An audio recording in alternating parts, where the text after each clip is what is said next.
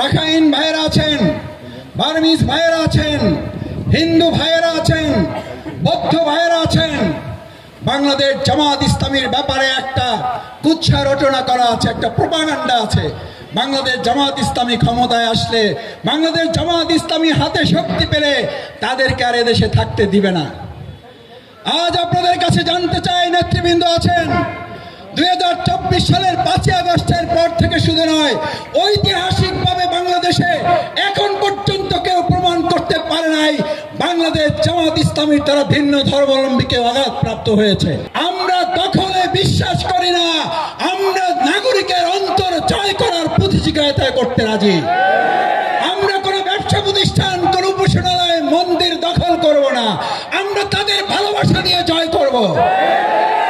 আমরা মনে করি যৌক্তিক সময়ের মধ্যে রাষ্ট্র মেরামতের কাজ যথাসম্ভব শেষ করে দ্রুত সময়ের মধ্যে জনগণের ক্ষমতা জনগণের হাতে পৌঁছে দেওয়াই এই সরকারের মূল উদ্দেশ্য।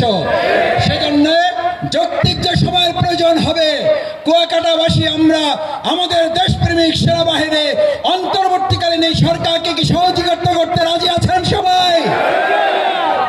সম্মানিত ভাই এবং বন্ধুগণ, আমি সবশেষ আপনাদের কাছে দুটো আহ্বান রাখতে চাই।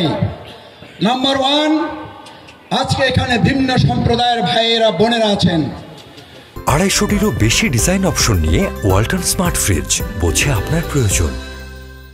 রাখাইন ভাইয়েরা আছেন, বার্মিজ ভাইয়েরা আছেন, হিন্দু ভাইয়েরা আছেন, বৌদ্ধ ভাইয়েরা আছেন।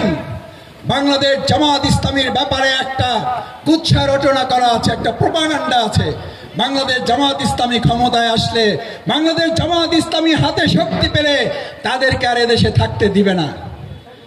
আজ আপনাদের কাছে জানতে চাই, নেতৃবৃন্দ আছেন, 2024 সালের 5ই আগস্টের পর থেকে শুধু নয়, ঐতিহাসিকভাবে বাংলাদেশে এখন পর্যন্ত কেউ প্রমাণ করতে পারে নাই বাংলাদেশ জামাত ইসলামীর দ্বারা ভিন্ন ধর্মাবলম্বীকে আঘাতপ্রাপ্ত হয়েছে।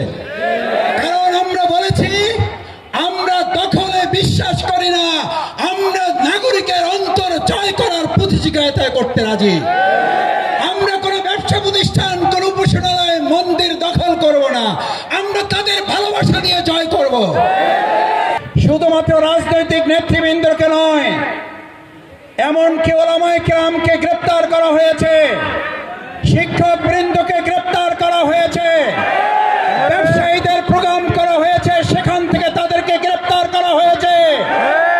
বিগত 15.5 বছরে রাজনৈতিক কারণের মধ্য দিয়ে আমাদের এই আল্লাহর দেয়া নিয়ামত পর্যটন নগরী, পর্যটন কেন্দ্রের শুধু জামাত ইসলামী বিরোধী দল নয়, তারা দলীয় কারণের মাধ্যমে আল্লাহর দেয়া নিয়ামত এই পর্যটন কেন্দ্রটাকেও তারা ধ্বংসের দ্বার প্রান্তে পৌঁছে দিয়েছে।